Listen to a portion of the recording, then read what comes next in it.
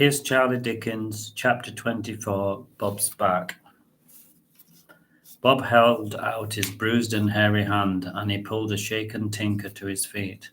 Thanks, he said, and he gave Bob a worried smile. No problem, mate, said Bob with a crooked grin, like a pirate. Maybe he's not so bad after all, thought Tinker, but inside he wasn't so sure.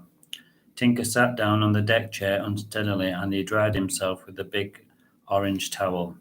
Are you okay? Said Charlie, looking concerned, as Tinker breathed hard like a fish on the sand. I'll be okay in a minute, he said, and he lay back in the deck chair sleepily.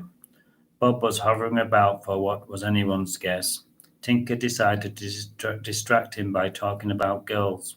After all, they were surrounded by them in bathing suits, as they lounged by the pool or swam elegantly in the sun-speckled pool water. Charlie had never thought much about girls. He thought that they were pretty, but he never knew what to do with them or what to say to them.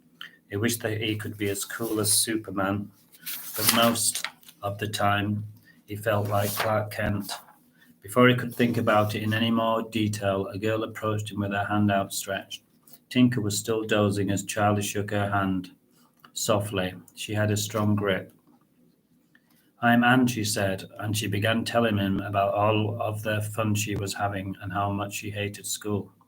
That's one thing we have in common, thought Charlie, relieved. And all the while she was talking to him, she was chewing gum, and she blew out a huge purple bubble and let it pop, much to Charlie's annoyance.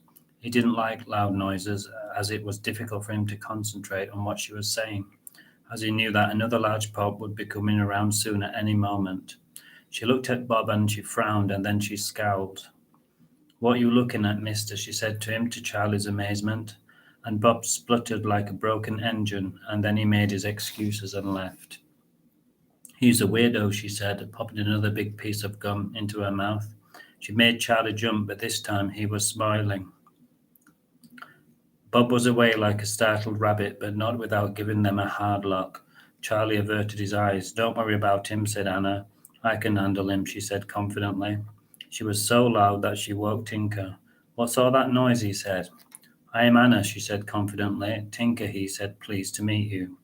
He responded, and he blushed a little, which was unusual for him. Where's Bob? Said Tinker. Oh, I scared him off, she said, with her hands on her hips. Good for you, said Tinker. I have never liked him, even though he saved my life, he added comically, and they all roared with laughter. Coming up, Chapter 5, Bob Thinks.